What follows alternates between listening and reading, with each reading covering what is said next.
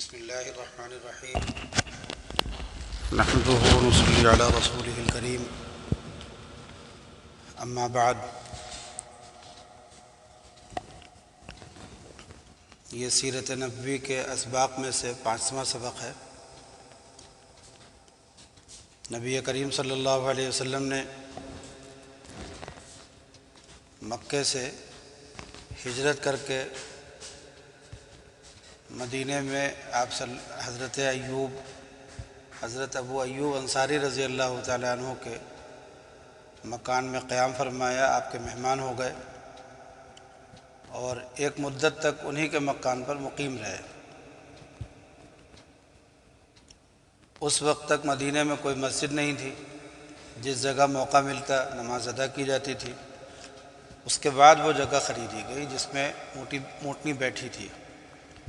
اس جگہ میں مسجد نبوی تعمیر کی گئی، جس کی دیواریں کچی اینٹوں کی اور کھمبے کھجور کے درخت کی لکڑی کے اور چھت کھجور کی شاخوں سے بنائی گئی تھی، چھال سے۔ اور قبلہ بیت المقدس کی طرف رکھا گیا، جو اس وقت مسلمانوں کا قبلہ تھا۔ مسجد کے ساتھ 2 کمرے بھی بنائے گئے، حجرے بھی بنائے گئے، ایک حضرت عائشہ کے لیے اور دوسرا حضرت سودا کے لیے۔ اس کے بعد نبی کریم صلی اللہ علیہ وسلم نے ایک شخص کو مکہ بھیجا کہ آپ کے آل و اولاد کو جو مکے میں رہ گئے تھے مدینہ طیبہ لے آئے۔ اس وقت حضرت صدیق اکبر رضی اللہ تعالیٰ عنہ نے بھی اپنے اہل و عیال کو مدینہ بلوا لیا۔ چنانچہ ام المومنین حضرت سودا اور 2 صاحبزادیاں حضرت فاطمہ اور ام کلثوم مدینہ آ گئی۔ تیسری صاحبزادی حضرت زینب کو ان کے شوہر ابو العاص نے، جو اس وقت تک مسلمان نہیں ہوئے تھے، آنے نہیں دیا۔ اور ادھر حضرت ابو بکر صدیق رضی اللہ تعالیٰ عنہ کے صاحبزادے حضرت عبداللہ اپنی ماں اور دونوں بہنوں حضرت عائشہ اور اسماء کو ساتھ لے کر مدینے پہنچے۔ اب مکے میں صرف چند مسلمان رہ گئے تھے جن کو سفر کی طاقت نہیں تھی۔ بعض ایسے لوگ بھی وہاں سے چل نکلے کہ راستے ہی میں ان کی وفات ہو گئی۔ تو اس طرح سے مدینہ شریف میں آپ کا قیام شروع ہوا اور آپ نے پھر 10 سال مدینہ میں قیام فرمایا اور پھر آپ پردہ فرما گئے اس دنیا سے۔ نبی کریم صلی اللہ علیہ وسلم حیات ہیں اور تمام انبیاء حیات ہوتے ہیں۔ کسی کو جو موت دنیا کے اعتبار سے ہوتی ہے، یہ موت تو طاری ہوتی ہے، لیکن اس موت کے بعد اللہ تعالیٰ ان کو جس کو کہہ لیا جائے کہ پردہ فرمانا، تو اس موت کے بعد پھر اللہ تعالیٰ تمام انبیاء کو اپنی قبروں میں زندہ رکھتے ہیں، اور یہ زندگی برزخ کی زندگی کہلاتی ہے۔ اور برزخ کی زندگی کے اعتبار سے انبیاء کی زندگی سب سے طاقتور ہوتی ہے، اور ان سے کم درجے کی شہداء کی ہوتی ہے، اور ان سے کم درجے کی تمام مسلمانوں کی ہوتی ہے۔ زندہ تو سبھی رہتے ہیں، اس لیے کہ جب کوئی آدمی قبرستان میں جاتا ہے اور سلام کرتا ہے مردوں کو، تو مردے جواب دیتے ہیں اس کا۔ تو جب سلام سنتے ہیں، جواب دیتے ہیں، اس کا مطلب ان کو زندگی تو حاصل ہے، لیکن وہ زندگی جو عام مسلمانوں کو حاصل ہے، اس سے قوی تر زندگی حاصل ہوتی ہے شہداء کو، اور اس سے زیادہ طاقتور زندگی حاصل ہوتی ہے انبیاء کو۔ اسی لیے انبیاء کی وفات کے بعد ان کا رشتہ ان کی ازواج سے ختم نہیں ہوتا، اور ان کی بیویوں کے لیے کسی اور سے نکاح کرنا جائز نہیں ہوتا، اور انبیاء کو جس جگہ ان کی وفات ہوئی اسی جگہ ان کی تدفین کی جاتی ہے۔ بہرحال یہ گفتگو تو انشاءاللہ وفات کے بیان میں آئے گی، لیکن ابھی یہ ہے کہ 10 سال کی جو زندگی مدینہ پاک میں آپ نے گزاری ہے، اس سے پہلے ہمیں یہ دیکھنا ہوگا کہ اس 13 سال کی زندگی میں جو مکے میں گزاری ہے آپ نے نبوت کے بعد، اس 13 سال کی زندگی میں آپ پر جو لوگ ایمان لائے ہیں، وہ آپ کے تلوار چلانے سے، آپ کے خوف سے، آپ کے دباؤ سے ایمان لائے ہیں، یا انہوں نے دین حق کو حق سمجھ کر کے اور ایک بات کو، ایک پیغام کو حق سمجھ کر کے قبول کیا۔ اتنا ہی غور کر لینے سے وہ سارا الزام ختم ہو جاتا ہے کہ جو لوگ یہ کہتے ہیں کہ اسلام تلوار کے زور سے پھیلا۔ مدینہ شریف میں 70 لوگ پہلے اسلام میں داخل ہو چکے ہیں، تب آپ نے یہاں سے ہجرت کی ہے مکے سے، تو یہ 70 لوگوں نے کیسے آپ پر اسلام قبول کر لیا جب کہ آپ نے اس وقت تک کوئی تلوار نہیں چلائی؟ بہرحال یہ ایک بہت ہی فضول سی بات دنیا میں مشہور کی گئی کہ مسلمانوں کا جو مذہب پھیلا ہے وہ ان کے تلوار کے زور سے پھیلا ہے، ان کے دباؤ کی وجہ سے انہوں نے لوگوں کو مذہب قبول کروا لیا۔ یہ فضول سی بات تھی، اس کا جواب دینے کی بھی ضرورت نہیں ہے۔ لیکن مسلمانوں کے پاس تلوار ہے یا نہیں ہے، تلوار چلاتے تھے کہ نہیں چلاتے تھے؟ جب مدینے میں آئے ہیں اور یہاں آ کر کے انہوں نے قیام کر لیا اور ایک مرکز کی شکل یہاں پر بن گئی، تو اس کے بعد آگے حالات ایسے پیدا ہوئے کہ اللہ تعالیٰ نے حکم دے دیا کہ اب مسلمان بھی تلوار اٹھا لیں۔ کافروں نے مکے میں ظلم کی حد کر دی تھی، تو ایک مرتبہ ہجرت کی حبشہ کی طرف، پھر دوبارہ ہجرت کی حبشہ کی طرف، پھر اس کے بعد کیسے کیسے حالات سے گزرے، لیکن کہیں بھی مسلمانوں نے اب تک تلوار نہیں اٹھائی تھی، مقاتلہ اور جہاد نہیں کیا تھا۔ مگر اب حالات ایسے ہو گئے، ان کی طرف سے تنگی ایسی ہو گئی اور مسلمانوں کے پاس بھی اپنی قوت اور مرکز ایسا ہو گیا، قائم ہو گیا کہ اب اللہ نے حکم دیا کہ جہاد کیا جائے۔ جہاد بھی نماز اور روزے اور زکوٰۃ کی طرح سے ایک عبادت ہے، ایک فریضہ ہے، اور جب تک یہ جہاد دنیا میں رہے گا اس وقت تک مسلمان عزت کے ساتھ، شوکت کے ساتھ، دبدبے کے ساتھ دنیا میں رہیں گے، اور جب اس کو چھوڑ بیٹھیں گے تو پھر اس وقت سے مسلمانوں کا زوال شروع ہو جائے گا۔ یہی نظام ہے، اللہ نے بنایا ہے ایسا۔ تو مسلمانوں کو سکھایا کیا گیا جہاد کے سلسلے میں؟ انسانیت کی جو تعلیم ہو سکتی ہے بہتر سے بہتر، وہ سکھائی گئی۔ جہاد کبھی بھی جائیداد کے لیے، ملک کے لیے اور ملک کی توسیع کے لیے جہاد نہیں ہوتا۔ جہاد صرف اس لیے ہوتا ہے کہ اسلام کی تبلیغ میں رکاوٹ پیدا کرنے والے جو لوگ ہیں، جو طاقتیں ہیں، وہ طاقتیں توڑ دی جائیں، تاکہ اسلام کو حق بات لوگوں تک پہنچانے میں آسانی ہو اور لوگوں کو اس کو قبول کرنے میں کوئی رکاوٹ نہ ہو۔ اس کے لیے دفاعی جہاد، اقدامی جہاد، دونوں طرح کے جہاد ہوئے ہیں اور دونوں اسلام میں ہیں۔ اس میں شرمانے کی، گھبرانے کی اور شرمندہ ہونے کی کوئی ضرورت نہیں ہے۔ یہ ایک جمع ہمت، ایک بہادر اور شجاع قوم کی خاصیت ہوتی ہے۔ اسلام نے جیسے مسلمانوں کو تعلیم دی تھی علم کی، علم حاصل کرو، ایسے ہی مسلمانوں کو تعلیم دی گئی عدل کی کہ عدل قائم کرو۔ ایسے ہی مسلمانوں کو تعلیم دی گئی عفت اور پاک دامنی کی کہ اپنے آپ کو مضبوط کرو، کردار اپنا درست کرو۔ ایسے ہی ایک تعلیم دی گئی شجاعت اور بہادری کی۔ اگر کسی شخص میں یہ چار باتیں جمع ہو جائیں، علم ہو اور عدل ہو، عدل کے معنی یہ ہے کہ ہر چیز کو اس کے مرتبے اور مقام پر رکھے، کسی چیز کو گھٹائے بڑھائے نہیں، تو عدل ہو، علم ہو اور شجاعت ہو، بہادری اور ہمت ہو، اور اس چیز کو دنیا کی ہر قوم تسلیم کرتی ہے کہ شجاعت اور بہادری کسی بھی قوم کے لیے زینت ہے، فخر ہے۔ تو شجاعت اور بہادری ہو اور اس کے ساتھ ساتھ عفت اور پاک دامنی ہو، یعنی کردار کی مضبوطی ہو، آدمی دوسرے کے مال اور دوسرے کی عزت، دوسرے کی آبرو اور دوسرے کے کاموں میں دوسرے کی چیزوں پر نظر نہ اٹھائے اور اپنی زندگی مستقل ہو کر کے گزارے، چاہے تنگی کے ساتھ گزر بسر کرے، چاہے وسعت کے ساتھ، لیکن دوسروں کی جیب پر نظر نہ ہو، دوسروں کی آبرو پر نظر نہ ہو، تو اس کو کہتے ہیں عفت اور پاک دامنی۔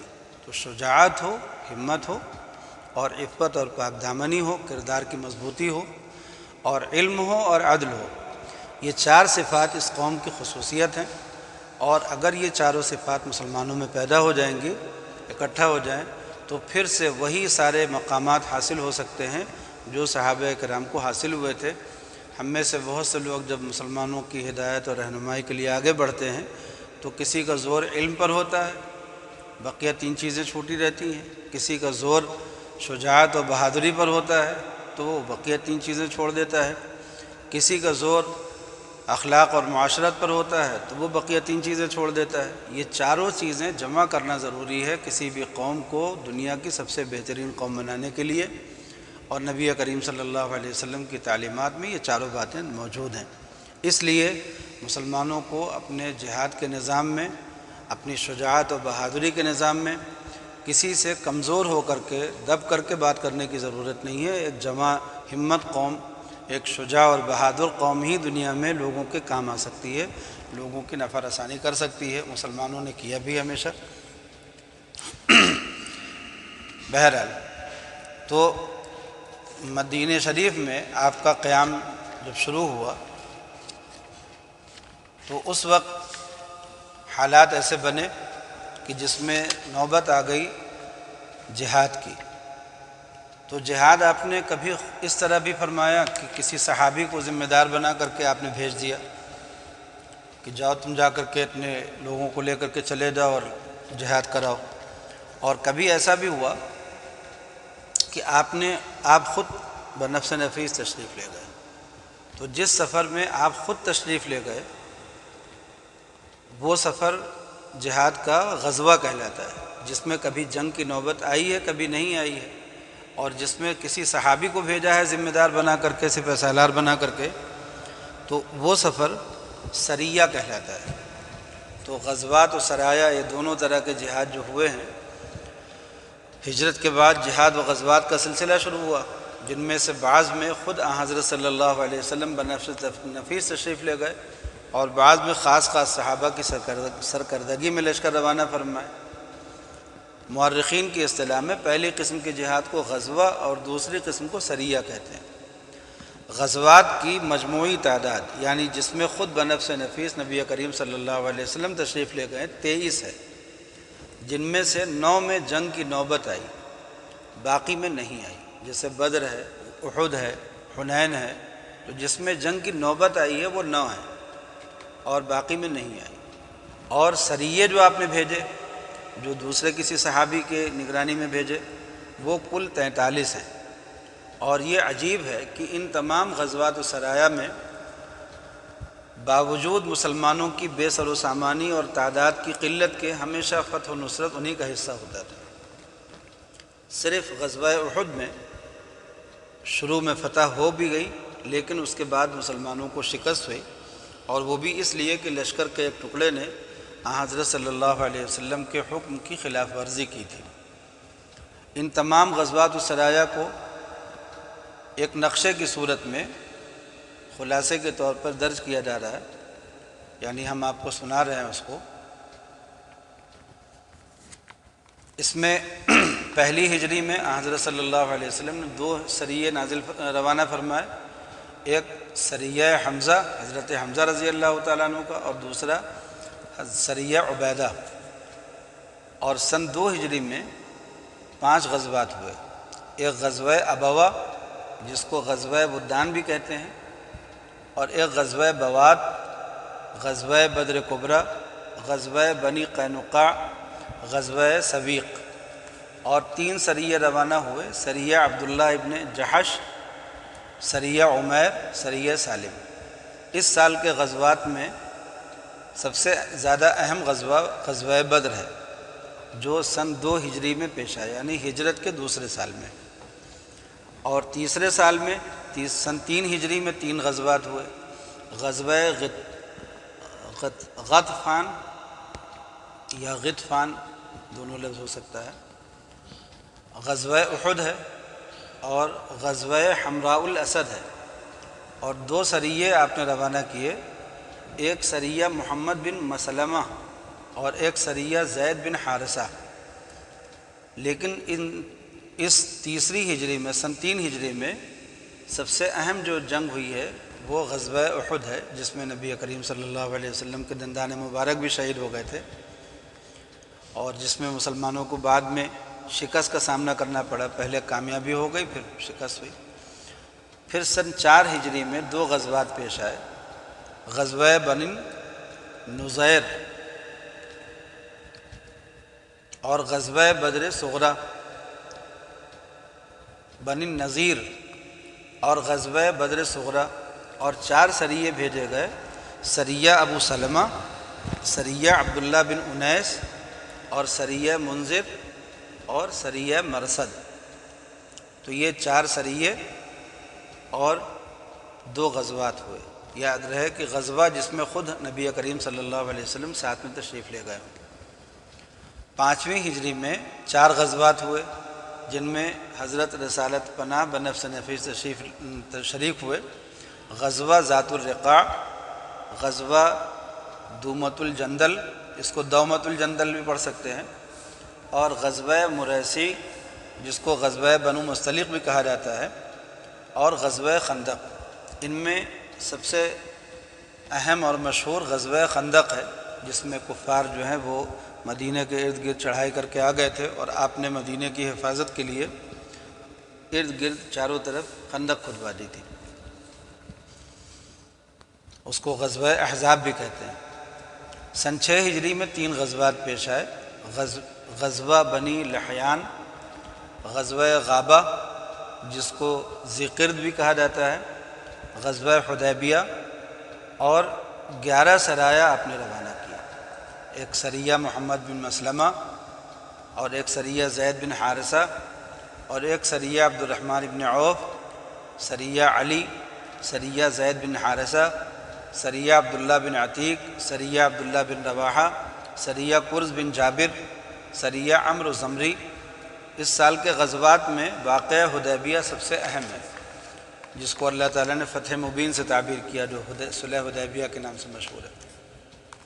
سن 7 ہجری میں ایک غزوہ خیبر واقع ہوا، جو اہم غزوات میں سے ہے، اور 5 سریے روانہ ہوئے، سریہ ابو بکر، سریہ بشر بن سعد، سریہ غلب بن عبداللہ، اور سریہ بشیر، اور سریہ اخرم۔ 8ویں ہجری میں 4 اہم غزوات پیش آئے، غزوہ موتا، فتح مکہ معظمہ، غزوہ حنین، غزوہ طائف، اور 10 سریے بھیجے گئے، سریہ غالب 2 حضرت غالب کی نگرانی میں، سریہ شجاع، سریہ کعب، سریہ عمرو بن العاص، اور سریہ ابو عبیدہ بن جراح، سریہ ابو قتادہ، سریہ خالد، اور سریہ طفیل بن عمرو دوسی، اور سریہ قطبہ۔ سن 9 ہجری میں صرف ایک غزوہ تبوک واقع ہوا، جو اہم غزوات میں سے ہے، اور 3 سریے روانہ کیے گئے، سریہ علقمہ، سریہ علی، سریہ عکاشہ۔ اور 10ویں ہجری میں صرف 2 سریے روانہ کیے گئے، سریہ خالد بن ولید نجران کی طرف بھیجے گئے تھے، اور سریہ علی جو حضرت علی کو یمن کی جانب بھیجا گیا تھا۔ اور اسی سال حجۃ الوداع ہوا، آپ نے آخری حج فرمایا سن 10 ہجری میں۔ پھر 11ویں ہجری ہے، اس سال حضرت صلی اللہ علیہ وسلم نے صرف ایک سریے کی روانگی کا حضرت اسامہ کی نگرانی میں حکم دیا تھا، جو آپ کی وفات کے بعد روانہ ہوا۔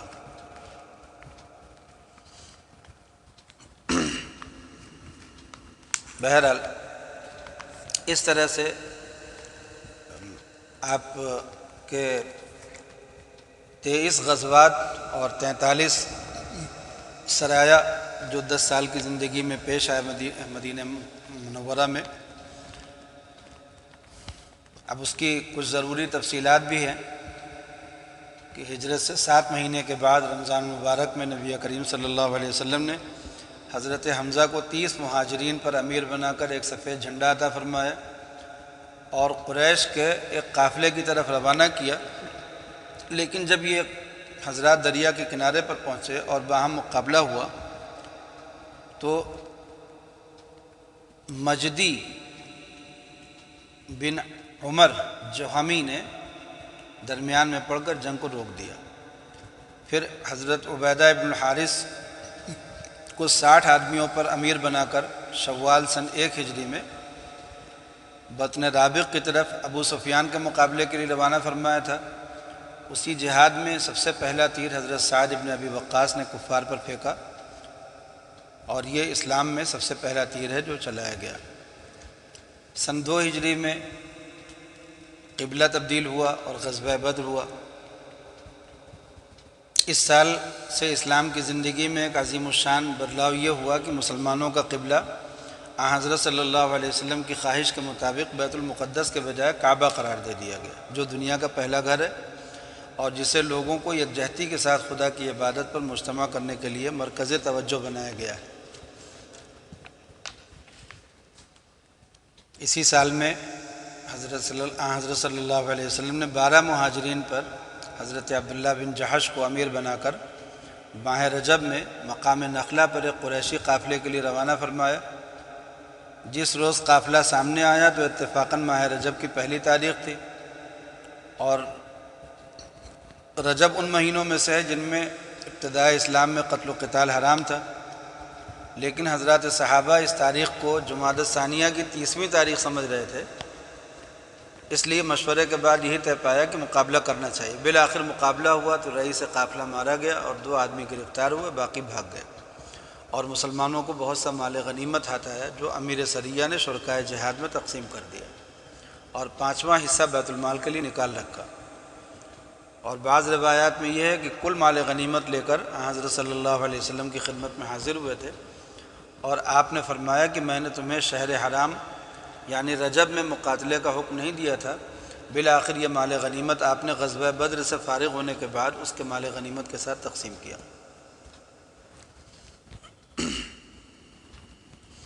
مدینہ منورہ سے تقریباً 80 میل کے فاصلے پر ایک کنویں کا نام بدر ہے، اور اسی کے نام سے ایک گاؤں کی آبادی بھی ہے۔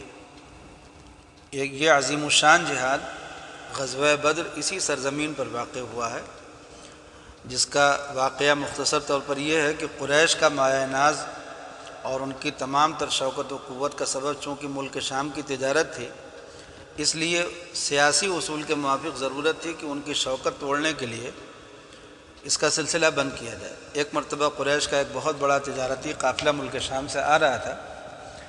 نبی کریم صلی اللہ علیہ وسلم کو اس کی اطلاع ہوئی تو 12 رمضان مبارک سن 2 ہجری کو 314 صحابہ مہاجرین اور انصار کو ساتھ لے کر مقابلے کے لیے خود بنفس نفیس تشریف لے گئے۔ مہاجرین ان صحابی کو کہتے ہیں جو مکے سے ہجرت کر کے آئے تھے، اور انصار وہ صحابی تھے جو مدینہ میں رہنے والے تھے پہلے سے، اور آپ 314 لوگوں کو لے کر کے روحہ میں پہنچ کر ڈیرا ڈال دیا۔ روحہ مدینہ کی جنوبی جانب میں 40 میل کے فاصلے پر ایک مقام ہے۔ جنوب کا مطلب دکن جانب ہے۔ ادھر قریشی قافلے کے سردار کو اس کی اطلاع ہو گئی، اس لیے وہ راستہ چھوڑ کر دریا کے کنارے کنارے قافلے کو لے چلا، اور ساتھ ہی ایک سوار کو مکے کی طرف دوڑا دیا کہ قریش اپنی پوری طاقت کے ساتھ جلد موقع پر پہنچیں اور اپنے تجارتی قافلے کی حفاظت کریں۔ قریش پہلے ہی سے مسلمانوں کے استحصال کے منصوبے گانٹھ رہے تھے۔ اس خبر کا مکہ میں پہنچنا تھا کہ فوراً 950 نوجوانوں کا ایک بڑا لشکر، جن میں 100 گھوڑے کے سوار اور 700 اونٹ تھے، آپ کے مقابلے کے لیے روانہ ہو گیا۔ اس لشکر میں قریش کے بڑے بڑے سردار اور متمول لوگ سب کے سب شریک تھے۔ رسول اللہ صلی اللہ علیہ وسلم کو جب اس کی اطلاع پہنچی تو آپ نے صحابہ سے مشورہ کیا۔ صدیق اکبر اور دوسرے صحابہ نے اپنی جان و مال کو پیش کر دیا۔ عمیر ابن ابی وقاص اس وقت کم عمر تھے، اس لیے حضرت صلی اللہ علیہ وسلم نے ان کو شرکت جہاد سے روک دیا، تو وہ رونے لگے۔ اس پر آپ نے اجازت عطا فرمائی، وہ بھی شریک جہاد ہوئے۔ انصار میں سے قبیلہ خزرج کے سردار سعد بن عبادہ نے اٹھ کر کہا کہ خدا کی قسم آپ فرمائیں تو ہم سمندر میں کود پڑیں۔ اور بخاری کی روایت میں کہ مقداد نے عرض کیا کہ یا رسول اللہ صلی اللہ علیہ وسلم، ہم آپ کے داہنے اور بائیں اور آگے پیچھے سے لڑیں گے۔ یہ سن کر آپ بہت مسرور ہوئے، آگے بڑھنے کا حکم فرمایا۔ بدر کے قریب پہنچے تو معلوم ہوا کہ ابو سفیان تو اپنے قافلہ تجارت کو لے کر نکل گیا، اور قریش کا بڑا لشکر اسی میدان کے دوسرے کنارے پر پڑا ہے۔ اور قافلے کے نکل جانے کے بعد بھی ابو جہل نے لوگوں کو یہی مشورہ دیا کہ جنگ کو ملتوی نہ کیا جائے۔ مسلمانوں کا لشکر یہ سن کر آگے بڑھا، لیکن قریش پہلے پہنچ کر ایسی جگہ پر قابض ہو چکے تھے جو جنگی محاذ کے لیے بہتر تھی، پانی کے مواقع بھی اسی طرف سے تھے، مسلمان پہنچے تو ایسی ریتیلی زمین ان کے حصے میں آئی کہ اس میں چلنا دشوار ہونے کے علاوہ پانی کا نام نہیں تھا، لیکن خداوند عالم فتح و نصرت کا وعدہ فرما چکا تھا۔ ایسے ہی اسباب مہیا فرما دیے کہ اسی وقت بارش ہوئی جس سے زمین کا ریت جم گیا، اور تمام لشکر نے سیراب ہو کر پانی پیا اور پلایا اور اپنے برتن سے بھر لیا، اور زمین میں باقی ماندہ پانی کو حوض بنا کر روک دیا۔ ادھر اسی بارش نے کفار کی زمین پر اس قدر کیچڑ پیدا کر دیا کہ چلنا مشکل ہو گیا۔ جب دونوں لشکر آمنے سامنے آ گئے تو نبی کریم صلی اللہ علیہ وسلم صفوف قتال کو درست کرنے کے لیے خود کھڑے ہوئے۔ چنانچہ یہ خدائی لشکر ایک مستحکم دیوار کی صورت بن کر کھڑا ہو گیا۔ اس وقت جب کہ 300 بے سر و سامان آدمیوں کا مقابلہ 1000 باشوکت جوانوں سے ہے، ظاہر ہے کہ اگر ایک شخص بھی اس وقت ان کی امداد کو پہنچ جائے تو وہ کس قدر غنیمت معلوم ہوگا۔ لیکن اسلام میں پابندی عہد ان سب باتوں سے مقدم ہے۔ عین میدان کارزار میں حضرت حذیفہ اور ابو حصل 2 صحابی شرکت جہاد کے لیے پہنچتے ہیں، مگر آ کر آپ نے اپنے راستے کا واقعہ بیان کرتے ہیں کہ ہمیں راستے میں کفار نے روکا کہ تم محمد صلی اللہ علیہ وسلم کی امداد کو جا رہے ہو۔ ہم نے انکار کیا اور عدم شرکت کا وعدہ کر لیا۔ جب آپ کو اس وعدے کا علم ہوا تو دونوں کو شریک جہاد ہونے سے منع فرما دیا اور فرمایا کہ ہم ہر حال میں وعدہ پورا کریں گے، ہمیں اللہ کی امداد کافی ہے اور بس۔ غرض صفیں درست ہو گئیں تو پہلے قریش کے 3 بہادر نکلے۔ مسلمانوں میں سے حضرت علی اور حضرت حمزہ بن عبد المطلب اور حضرت عبیدہ ابن الحارث نے ان کا مقابلہ کیا۔ تینوں کافر قتل ہو گئے۔ مسلمانوں میں سے صرف عبیدہ زخمی ہوئے۔ حضرت علی نے ان کو کاندھے پر اٹھا کر حضرت صلی اللہ علیہ وسلم کی خدمت میں پہنچا دیا۔ آپ نے اپنے پیر مبارک سے تکیہ لگا کر ان کو لٹایا اور ان کے چہرے کا غبار خود دست مبارک سے صاف فرمایا۔ عبیدہ نے دم توڑتے ہوئے حضرت صلی اللہ علیہ وسلم سے پوچھا کہ کیا میں شہادت سے محروم رہا؟ آپ نے فرمایا نہیں، بلکہ تم شہید ہو اور میں اس پر گواہ ہوں۔ اب تو عبیدہ مسرت سے کہنے لگے کہ اگر آج ابو طالب زندہ ہوتے تو انہیں تسلیم کرنا پڑتا کہ ان کے اشعار کا پورا مستحق میں ہوں۔ جب عبیدہ کی وفات ہو گئی تو خود سرور کائنات صلی اللہ علیہ وسلم ان کی قبر میں اترے اور اپنے دست مبارک سے دفن کیا۔ یہ امتیازی فضیلت تمام صحابہ میں صرف عبیدہ کا حصہ تھا۔ اس وقت جب دونوں لشکر ملے تو دیکھا گیا کہ بہت سے اپنے ہی لخت جگر تلوار کی زد میں ہیں، مگر اس حزب اللہ کا عقیدہ تھا کہ 1000 خیش کی بیگانہ از خدا باشد، فدائے یک تن بیگانہ کاشنا باشد۔ چنانچہ حضرت صدیق اکبر کے بیٹے جو اب تک کافر تھے میدان میں آئے تو خود صدیق اکبر کی تلوار ان کی طرف بڑھی۔ عتبہ سامنے آیا تو اس کے فرزند حضرت حذیفہ تلوار کھینچ کر نکلے۔ حضرت عمر کا ماموں میدان میں بڑھا تو فاروقی تلوار نے خود اس کا فیصلہ کیا۔ اس کے بعد گھمسان کی لڑائی شروع ہو گئی۔ ادھر میدان کارزار گرم تھا، ادھر سید الرسول صلی اللہ علیہ وسلم سجدے میں پڑے ہوئے نصرت کی دعا مانگ رہے تھے۔ بالآخر غیبی بشارت نے آپ کو مطمئن فرما دیا۔ چنانچہ چونکہ ابو جہل کی شرارت و اسلام کی دشمنی سب میں مشہور تھی، اس لیے انصار میں سے حضرت معوذ اور معاذ دونوں بھائیوں نے عہد کیا تھا کہ وہ جب ابو جہل کو دیکھیں گے تو اسے یا مار دیں گے یا خود مر جائیں گے۔ اس موقع پر یہ دونوں بھائی اپنا عہد پورا کرنے کے لیے نکلے، مگر ابو جہل کو پہچانتے نہیں تھے، اس لیے عبد الرحمن بن عوف سے پوچھا کہ ابو جہل کون سا ہے؟ انہوں نے اشارے سے بتلایا تھا کہ دونوں باز کی طرح ٹوٹ پڑے۔ ابو جہل اسی وقت خاک و خون میں تھا۔ ابو جہل کے بیٹے اکرمہ نے پیچھے سے آ کر معاذ کے شانے پر تلوار ماری، جس سے شانہ کٹ گیا، مگر ایک تسمہ باقی رہ گیا۔ معاذ نے اکرمہ کا تعاقب کیا مگر وہ بھاگ گئے۔ پھر معاذ اسی حالت میں مصروف جہاد ہو گئے، لیکن ہاتھ کے لٹکنے سے تکلیف ہو رہی تھی، اس لیے ہاتھ کو پاؤں کے نیچے دبا کر کھینچا کہ وہ تسمہ بھی الگ ہو گیا، اور پھر مصروف جہاد ہو گئے۔ سبحان اللہ۔